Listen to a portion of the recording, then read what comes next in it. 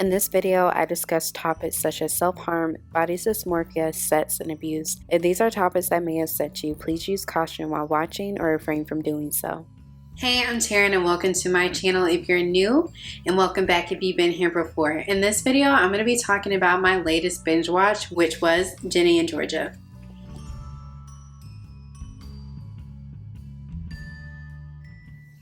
This show gave me a lot of secondhand embarrassment, starting from the first episode. There are just some very cringeworthy moments. But let's start off with my theories of what's going to happen for season 2. When Ginny stole Marcus's bike and took her little brother, she didn't pack that much. She took a book, I think the book that her father gave her. I think they're just going to Zion's apartment in Boston. That's what I think. I mean, from the text messages, like, oh, she's psycho, I wish you were here, I wish I was with you. I just assume that she's going to Zion's apartment to live. And then also, does it make sense for a young girl, biracial, but is seen as black in Massachusetts, to steal a bike from a white boy, a white family, and have a young white boy on the back of this bike? She's not going to get far. So I don't think she's trekking across the US. I think she's going to Boston. It was very dramatized, and just like with the optics of like, okay, black girl, little white boy, the family might report it stolen. Like, yeah, like she's not going far because Ginny isn't stupid, but she's a teenager. A lot of the times, like, I just had to remind myself, these are teenagers. They're not going to have all the sense. All the sense is not there. And I know I saw some people mention they think Ginny might be pregnant, but Ginny's on the pill. I think Ginny smarts her about it. I feel like doing the pregnancy trope would just be so obvious. People mentioned before, like, a lot of this is already like Wattpad, and I didn't really read Wattpad, but I know like people have these fantasies online and stuff. A lot of that is that very Tumblr-esque in a ways. I just hope they don't go that direction because I just feel like that would kind of be lazy and just overdone. I think either Jenny's gonna get a completely new love interest at some point, or she's gonna end up with Marcus. Like, Marcus is sweet, especially when it comes to his sister and taking care of her, making sure he's okay, making sure Ginny is okay. He's a very sweet person. I would love to explore Marcus more and get to see who are his friends. What does he do? We know he smokes weed, but it's like, who is he as a person? We know he paints, he plays piano, he does really great Australian accent because he's actually Australian in real life. I would love to get to know Marcus more. He's going through stuff, and they're also teenagers. A lot of people don't have the emotional intelligence yet, and they have to learn that. The secondhand embarrassment that I experienced while watching this show is why it kind of took me so long to watch it. Like, I binge watched it, but there were times when I would just have to pause and just walk away. The initial set scene. The other one was during Hunter's very long tap dance, the happy birthday, first day with Hunter, and then also that Snapchat video. There were so many moments where I was just like, how did this not get cut? How did it not get shortened? Like, what was the reason? And I'm like, I'm trying to think of the reason for like, why is it so? What was the reason? I just explained the reason. What was the reason? Like, why am I embarrassed? Like, just sitting here on my couch, why am I embarrassed by this? Let's talk about this love triangle. Okay, so what I liked about the show was that they showed two guys, both creative types. You know, Marcus had that painting of Ginny, which was very sweet. Hunter is in a band, he sings, he tap dances. How both of them express themselves through creativity. So I felt Hunter was very showboaty and very public displays of affection, versus in private, it was just like, oh, you're so beautiful. Like the same like line over and over again. It was like very showboaty, versus like Marcus, he just like slips into her bedroom, which is so weird. It's just interesting to see two creative dudes, which, you know, I love seeing creative dudes. You don't have to be a creative, but I think it's very important to have an outlet to express yourselves by being artistic and creative. It's super important. I'm glad that Ginny got the experience that with not one but two different guys. And I feel like Hunter's is so showboating, like, look at me. Is this narcissism? Is he a narcissist? Like, slightly, a little bit? I don't know. Is this genuine, or do you want people to see you as this nice guy? And that's another thing that I liked with the story, because Hunter was like the nice guy, good on paper, smart, driven, ambitious, clean cut, that kind of thing. But I'm glad that they showed Ginny was kind of trying to like settle, like, oh, he's nice to me, he treats me well. And that's not to say you don't deserve someone like that. Everyone deserves someone that treats them nicely and well, but if your heart is not in it, I feel like you should not have to stay with someone or be made to think you have to stay with someone just because they're a good guy or they're a nice guy. And then also with Hunter, is he really a nice guy if he goes and punches someone that is visibly battered and bruised And he knows that he just had a concussion from being in a motorcycle accident. Is that really a good guy? Is that really a good guy? Is he a nice guy to punch someone in the head that has a concussion? Like, is he? Hunter is smart. He knows not to do that. He knows what the implications can be from doing that. So is he a good guy? Going back to Ginny and Hunter. Your favorite food is cheeseburgers. Like, that line, that argument just did not have the range. And then I had to remember, these are teenagers. They might not have all the range, but teenagers in 2020, whatever year this is supposed to be set in, teenagers have a lot of resources. This conversation was very, I guess, high school level, but it just didn't have the range and it didn't have the bandwidth to have that conversation within a show. The writing could have been better because that Oppression Olympus line came straight off Twitter. With that, they didn't even mention anti-blackness in communities. So the scene just lacked and it just didn't have the range to have that conversation. Would it have been useful? Yes, but it just didn't have the range. Because you also have to think about, if Hunter sees all these things happening with Ginny, why not call it out more? He's just brushing it off versus it's really affecting Ginny. And seeing the fact that Hunter can brush it off versus Ginny is internalizing this and is dealing with it. That kind of goes to show that it's not the same. I keep having to remember that they're teenagers. So when Ginny, she wants to be treated as an adult, but she does not act or communicate like one. We see that with Marcus when she lashes out at him. That whole thing was just so mean. That was another moment when I just had like pause. That was just so mean and just heartless. I was like what the... Like, what? That was cold. And I'm like, girl, this is not. I was like, that's one of those things where it's like, it's nothing. There's no coming back from that. Austin was writing letters to his father in prison and Georgia was not mailing them off. Austin finds the letters and then Ginny mails the letters off. And so instead of asking her mother, hey, why aren't you mailing these off? Which should have been the first step that she did. She just mails them off to the father in prison. And you see when she mentions that, George's like, with our address on it. And so like, clearly there's coming out an issue that will probably pop up in the second season, because if Ginny wants to be an adult, wants to act like one, she should have asked her mom in the first place, why aren't you mailing these? There has to be some kind of issue. Adults, parents, they don't tell their children everything for the child to still be, you know, a child. Like, you don't need to take on adult things at that age, like 15, 16. No. Okay, so the gun issues, like, I'm born and raised in the South. That doesn't mean that I think everyone should just have a gun. This is supposed to be a very liberal city, very anti-guns. That conversation would have been a good one to have, because unbeknownst to Georgia, Ginny is self-harming, and then also Austin is showing signs of violence. So that would be a good reason to get rid of the guns, even with just like her seeing Austin being so violent. A young single mother who has experienced abuse in the past, having guns wasn't that shocking to me, especially her being from the South. We need to get into Ginny's friendship. So Nora's mom going on TV to blast her for having these guns. Ginny should not have been telling all her family business to two girls, especially, that left her high and dry when they were shoplifting. Number one, I just felt like if Ginny has some black friends are at the house and Ginny even like mentioned it, the black mom would go up to Georgia and just be like, hey, I heard you have guns in the house. They're not going to get on TV. Ginny needed black friends, and that whole hesitancy towards wanting to be, I don't know, seen as black, hang out with black people. I don't know what the issue was. That needs to be explored more in the second season, because when that shoplifting incident happened,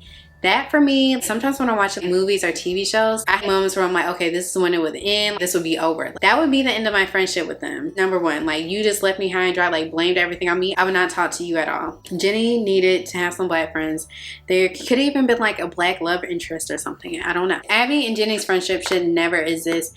Abby left her high and dry in the shoplifting incident. She also slapped her and she called her a After that slap and they laughed it off, when they laughed that off, I paused. What is happening? And the thing is, Georgia kind of threw shade at Ginny a lot about her still being friends with Abby. She threw some shade towards Abby as well. And then with Abby posting that video of Ginny drunk, not a real friend. And Abby's jealousy of Ginny when it comes to Maxine, it was crazy. I remember in high school, some people get super territorial over a certain friend. It was just like, oh, I'm closer to her, or, you know, in this case, Abby might really have a crush on Maxine. She might have some feelings for her. But I couldn't tell if it was just being territorial, like, I don't want no new friends, like, I don't want any new people, like, it's taking attention off of me. You know, Abby's going through her own things. Her taping her thighs to make her butt look bigger and then sending the picture to the friend group. And then also Abby talking about Maxine to Ginny. I feel like that was trying to be like a setup. Her doing that with her body, I wonder if that's because Maxine had a crush on Sophie and they like mentioned she's a little bit more curvy. Like maybe that's why she was taping herself, because I never heard of that. Abby, like I don't know if Abby was just territorial over Max or if she had a crush. Like I could definitely see the crush thing going for her. There were some like awkward moments when she would be looking at Sophie and Max together and just be like kind of like eye roll here. Kind of similar to when Marcus would see Hunter and Ginny together. I kind of got that vibe. And it's really interesting because I feel like Max isn't that great of a friend to Abby, and she kind of like drags her, and I don't know if she's dragging her like a little bit because of Ginny, how she's always having an issue with Ginny, but then also I think Abby wants to be noticed when they're all wearing pajamas, but then Abby wore the jeans. Yeah, I think she was trying to be noticed. And then also kissing Nora, that was really weird, uncomfortable, and obnoxious, and I feel like she was trying to get attention from someone, and it might have been Max. And then also with Ginny, in high school, some people, they didn't stick to just a clique. Like Ginny wanted to be in a clique.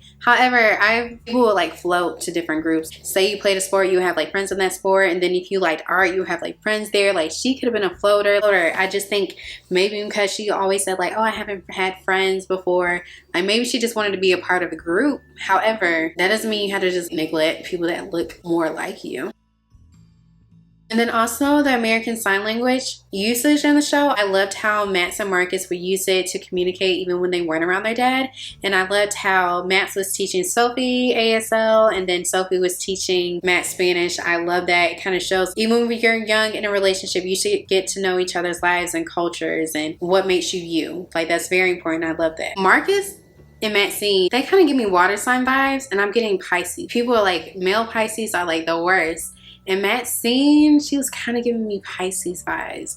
I think there is some type of water sign. Could be Cancer. I know for some reason I'm getting Pisces vibes. I don't know if they mentioned in the show. And then also with boundaries, Maxine and Marcus, like, that's your twin, but like, why go through your twin brother's phone like that? That was weird. Maxine, like at first, I wasn't really feeling Maxine at all. Like, to me, it was like she was a 30-year-old woman. Like, not in like looks, but like, and like acting and like her demeanor through that character at first was like a 30-year-old woman acting like a teenager, you know. Like I don't know if anyone felt that, but it was just kind of like awkward to me. I liked her character. I feel like it was kind of Degrassi-esque, and like seeing that a lot of these like characters are Canadian. Joe, he was in Degrassi. I think they said Max was in the Degrassi Next Generation. You know, it has similar aspects to it. You know, like a lot of these things did happen. I don't want to get too much into the sex scene because I'm glad they like didn't show like teenagers having sex, because sometimes I think that's just so awkward. I'm glad they did not show teenagers having sex, because I feel like that's a conversation that comes up a lot, especially with Euphoria and other things, because these are adults. Everyone on this show that's playing a teenager is an adult, early 20s. When you watch the show and it's like, you know that they're supposed to be like a child, it's so awkward, and sometimes they do too much when it comes to sex. So I'm glad they kind of, okay, fast forward, they did the deed, boom. Like even with the Max, like did the deed, like, oh, I had sex. But I do like how they like skip that. When it comes to friendships, what I never get is like in all these TV shows and movies, there's always a girl friends with someone, the friend has a really cute, hot, fine brother, whatever.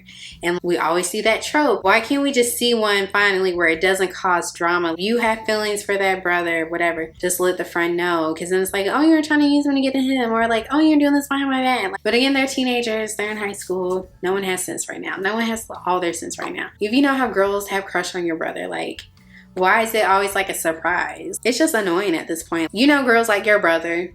You know your new friend might like your brother. You see them interacting and having good conversations. When Marcus was around Ginny, he would actually talk, open up more. Because we saw that when they were with like Austin and Caleb and like kind of babysitting them. Like when he's talking about Ginny, he's more focused. That conversation at the end where I'm just like, you're a and then like Hunter punches him, and like I honestly think because it was so awkward, because it was just like, we know that y'all are sleeping together, and it's just like, okay, like, because like even me as an adult, I'm like, what do you want me to say? He was just trying to diffuse the situation and be like, oh, it didn't mean anything. It didn't mean that much. But I think what like personally what I would say, it's not that deep. It's really not that deep. Like in teenage world, high school world, it is that deep. It's everything. The world is coming to an end. Here's the thing: if they had not pressured Ginny into being with Hunter. Ginny never really wanted to be with him. Like, oh, he likes me. Cool. That's definitely a thing that people do in school where it's like, oh, he's so nice. He'd be good to you. He's smart. Date him.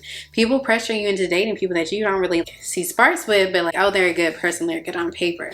Don't do that. You don't have to do that. It's like people just aren't communicating, and I think that's just the issue. Like, I think that's why like we're watching it like, oh, they're so dumb, but it's like communication issue with like every single character, every single person, where it's just poor communication overall. I'm gonna get more into Georgia now and her relationships with Georgia. I feel like Ginny kind of glossed over all of Georgia's background, and I get that must have been a lot to take in, especially so young. I feel like class, socioeconomic status, education, background, pedigree is going to come into play. Georgia is a white woman, so she has white privilege, but she's also a woman that has 2 baby daddies, one being black, and she's a widow, and now it's going to come out that she has another widow, so she has 2 dead ex-husbands. That's going to come out to play, because whereas if things were different, she could probably get away with all of this, but I feel like it's going to catch up to her, and because she doesn't have the privilege of having this elite background or even just a clean cut background, it's going to come up and bite her. And then with Paul, that scandal-esque monologue about power was kind of weird to me. It was just like kind of awkward, and it was kind of odd, and I feel like he wants power, you want power. I feel like that's going to clash unless they use it for like, I don't want to say like evil, but like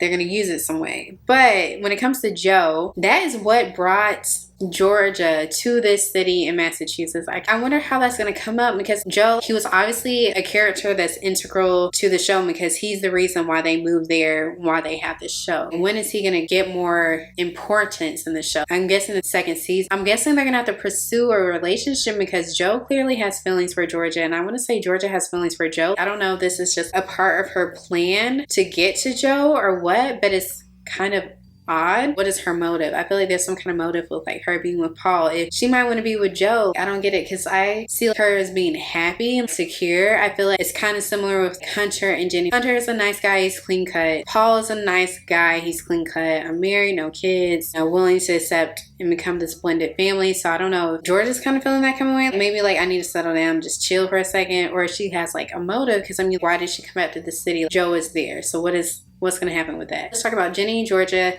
and Zion. So Zion, I was kind of confused, because I think it's that thing where it's like your parents are not together. So when you see this one parent, I'm talking about Zion here, you see this one parent, Zion, when you were with him, it's like all like rainbows, butterflies, just happiness, because you don't see them as often. You don't have to see like all the bad things. You might not even know this parent as well as you do your other parent that you actually live with. I think she kind of has that going on, where it's just like, this is my dad, I never have issues with him, everything's like cool when we're together. She has Georgia, her mom, and there's issues. When it comes to Georgia, a lot of things that she was doing, when I saw the ex-husband like filling up on her, I was like, yeah, he's out of here. Like, that solidified it. This show was fun. Like, I did not know if I would like it. I was kind of like hesitant at first, but like, I'm ready for the next season. It was an interesting show. Thank you so much for watching this video. I hope you enjoyed it. Let me know what you think of Ginny and Georgia in the comments. Are you excited for the next season?